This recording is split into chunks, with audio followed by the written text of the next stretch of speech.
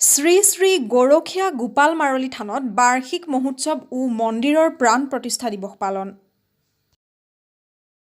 ৰঙিয়া মহকুমাৰ অন্তৰ্গত ১ নং তুলসীবাৰী শ্ৰী শ্ৰী গৰখীয়া গোপাল মাৰলী থানত ৩৫তম বাৰ্ষিক মহোৎসৱ ও মন্দিৰৰ প্ৰাণ প্ৰতিষ্ঠা দিৱস পালন কৰাৰ প্ৰস্তুতি স্থানীয় ৰাইজৰ। ৩ দিনীয়া এই অনুষ্ঠানটোৰ আয়োজনৰ বাবে সকলো ৰাইজে একত্ৰিত হৈ উঠি পৰি লাগিছে।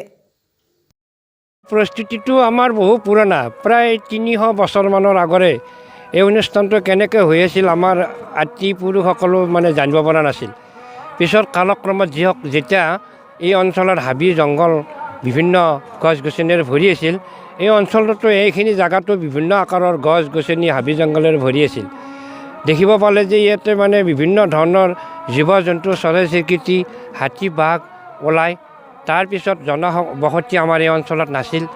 লাহে লাহে কালক্ৰমত জনবসতি হ'ল আৰু যেতিয়া জনবসতি হ'ল তেতিয়া ৰাইজৰ মাজত আমাৰ ডাঙৰ বস্তু হ'ল আমাৰ গৰু।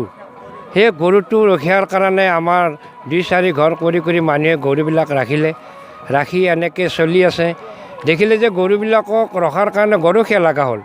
সেই গৰখীয়াবিলাকে আকৌ কি কৰিলে, দিনটো ওলাই আহে ইয়াতে গৰু ৰখাৰ কাৰণে আনি এই গছৰ মাজতে তেখেতসকলে যিবোৰ বস্তু খাবলৈ আনে সেইবিলাক অৰ্পণ কৰি যে তেওঁলোকে ল'ৰাবিলাকে ইয়াতে ভক্ষণ কৰে।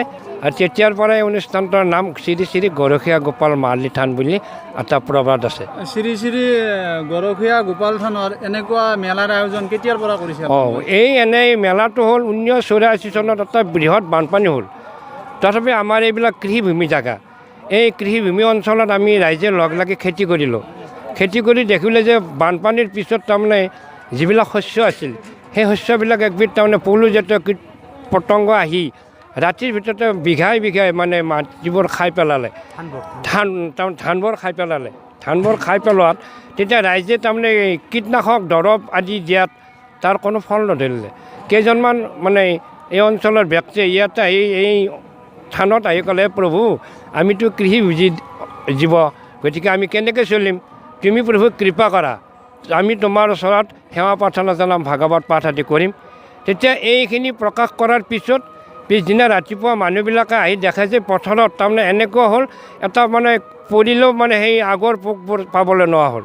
তেতিয়াৰ পৰা মানুহৰ মনত এটা সম্পূৰ্ণ বিশ্বাস হ'ল আৰু সেই পৰাই আমি চব ৰাইজে লগ হৈ ইয়াতে আমি অনুষ্ঠান কৰি আছোঁ। আগতো কৰিছিলোঁ, কিন্তু এইটোৰ পৰা আমাৰ ৰাইজৰ মাজত এটা বেলেগ বহুল প্ৰভাৱ এটা হ'ল। এইটো আমাৰ 84 চনৰ পৰাই বহল প্ৰভাৱটো আমাৰ ইয়াতে চলি আছে। ইয়াতে সমাগম প্ৰায় লাখৰ ওপৰত হয়। আচলতে কিমান মানুহ হয়, লাখৰ ওপৰত হ'লেও মানুহ আহি থাকে গৈ থাকে, থ'বলৈ জেগা নাই, গাড়ী মটৰ থ'বলৈ ঠাই দিব নোৱাৰোঁ। মানুহক বিধি বাট নোপোৱা হয়, ল'ৰা ছোৱালীবোৰ হেৰাই যায়। তেখেতবিলাকক আলোচনা কৰি অফিচৰ পৰা গেৰিয়াই মাটি ল'ব লগা হয়। বিভিন্ন আয়োজনৰ মানুহ বিভিন্ন এই অঞ্চলত বিভিন্ন দেশৰ পৰা মানুহ আহে। কাৰ্যসূচীটো আপোনালোকে কিমান দিনীয়া হিচাপে পালন কৰে? এইটো আমি 3 দিনীয়া।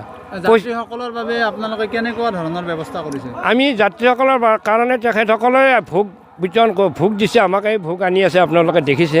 সেই ভোগবোৰ আমি অহাকালি আমি ইয়াতে 80টামান চৌকা বনাইছোঁ। এই 80টা চৌকাত আমি ভোগ ৰন্ধা বঢ়া কৰিম আৰু এই 80টা চৌকাত 8-10জনমানকৈ মানুহ হয় আমাৰ চৌকাৰ ঘৰে ৰান্ধনীক লৈ, আৰু যিবিলাক যোগালী পাতি পানী চানী আদি দিয়া ব্যৱস্থা কৰিছে তেওঁলোকৰ লগত 80জন 8-10জনমানকৈ মানুহ থাকে। শ্ৰী শ্ৰী গৰখীয়া গোপাল মাৰলী থানৰ যিখিনি ওচৰে পাঁজৰে মানুহ আছে সেইখিনিৰ জনকল্যাণৰ লগতে সমস্ত পৃথিৱীৰ জনকল্যাণৰ হকে আপুনি কি ক'ব বিচাৰে? আমি এইটোৱে বিচাৰোঁ, ঈশ্বৰে সকলোকে ভালে ৰাখক, সকলোকে মংগল কৰক। দেশত আমি যিবিলাক দেখিবলৈ পাইছোঁ ইজনে সিজনক কাটে, সিজনে ইজনক মাৰে, বিভিন্নজনৰ মনৰ আশা ভাষাবোৰ কাৰো প্ৰকাশ নহয় আৰু কোনো শান্তিৰে থাকিব নোৱাৰে। আমি শ্ৰী শ্ৰী গৰখীয়া গোপাল মাৰলী থানৰ পৰাই সমূহ বিশ্ববাসীলৈ আহ্বান জনাইছোঁ যাতে সকলোৱে আমি মিলিজুলি এই সংসাৰত থাকিব পাৰোঁ, সকলো ভাতৃত্ববোধেৰে আমি মৰম চেনেহৰ মাজত থাকিব পাৰোঁ। তাৰে আমাৰ এই অনুষ্ঠানৰ জৰিয়তে সকলোলৈ আমি প্ৰাৰ্থনা জনাইছোঁ। শ্ৰী শ্ৰী গৰখীয়া গোপাল প্ৰভু সকলোকে ভালে কুশলে ৰাখক। আমাৰ